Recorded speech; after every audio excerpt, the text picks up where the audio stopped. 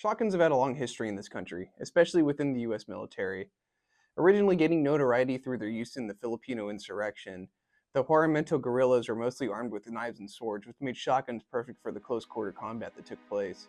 John Pershing, who had had first-hand experience with the destructive power of the shotgun himself, had called for the Winchester 1897 to be used with US troops once entering World War I. Earning the trench gun name after the riot model 1897s were converted from military service, adding the heat shield and the bayonet lug to use the M1917 bayonet. The trench gun would see extensive use throughout the First World War and into the intermediate war periods. I'm just happy you fed the whole time.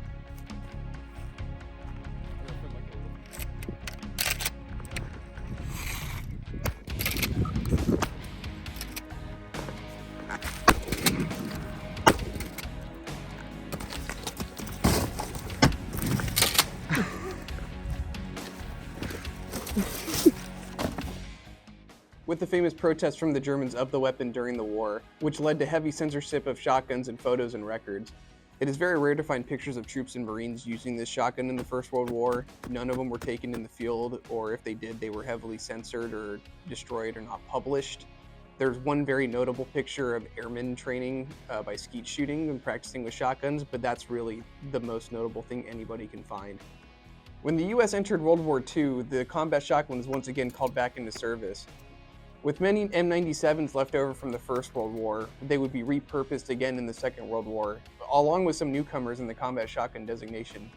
The two main shotguns of the war ended up being the M97, again repurposed from World War I, along with the M12, based off the Winchester 1912, with others making small appearances throughout the war, with those being Remington shotguns, Stevenson models, and the Ithaca M37. The Marines utilized shotguns to a much greater extent throughout World War II, compared to the European counterparts, which are mostly reserved for rear echelon units. Not to undermine the role of combat shotguns in Europe, they were very effective for the urban fighting that took place in that theater of war, but the sheer number of them in direct combat compared to the Pacific was significantly less. Kit would adapt with the shotgun, with the military making dedicated pouches for both world wars, along with troops making their own modifications to fit their daily use of using the shotgun in combat. In World War I, the military would try to innovate with ordering shotgun belts that were designated to hold shells, but there's really no way to prove that these shotgun belts eventually made it to the front lines and saw combat. From what I can gather from my sources, they were ordered, but there's, again, really no way to prove whether they were in country at the time.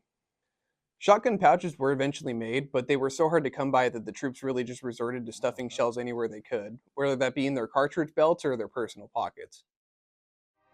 In World War II, it was pretty much the same. There were pouches that were made to be put on pistol belts, but the carry capacity was minimal, only holding about 20 shells per pouch.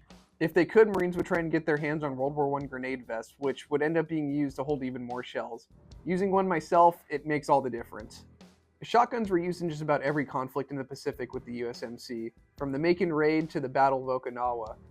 Shotgun operators would often highlight the versatility in close jungle environments, but would also express their shortcomings in the wider open islands like Iwo Jima. Regarding jungle warfare, first-hand accounts often highlight the performance in jungle environments. While serving with an attached unit in Guam, I was frequently called upon to fire 8 or 12 rounds through dense foliage to clear out any enemy who might be ready to ambush us. I usually fired at ground level in the direction we wanted to advance. After 4 or 5 rounds, I would raise my point to aim until I eventually covered all the treetops for possible sniper positions. But with regard to Iwo Jima, where it lacked the close jungle, first-hand accounts often recount a different story with shotgun use. The shotguns had limitations on Iwo. Many times the gun did not have the range to be used. I yielded to the guys with the Garans and the BARs. The utilization of shotguns in combat history cannot be undermined. Outside of the 2 world wars, there lies another complex history of shotgun usage that I may or may not get into one day. We'll see for now.